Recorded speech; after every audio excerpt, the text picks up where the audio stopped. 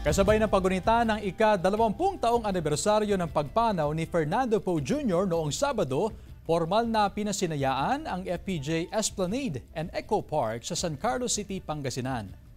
Inumpisang i-develop ang lugar noong 2021 sa Barangay Bukbuk sa 5,000 square meters na lupang pag-aari ng lokal na pamahalaan upang mapalakas ang turismo sa lungsod. Personal na dumalo si Senator Grace Poe sa aktibidad kasama ang anak na si Brian Limanzares at aktres na si Lovie Poe. Ayon sa Senadora, malaki ang potensyal ng lungsod para sa ecotourism, kaya dapat umanong mapagtuunan ng pansin ng sektor ng turismo, hindi lamang ng San Carlos City, kundi ng buong Pangasinan.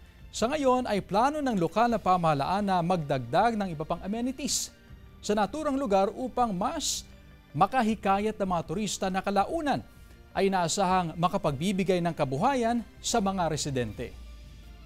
Pangasinan has so much potential kasi ang laki-laki ng Pangasinan, pero ang nakakalungkot dito tila na pag-iwanan ng pagkakataon na magkaroon pa ng mas maraming oportunidad.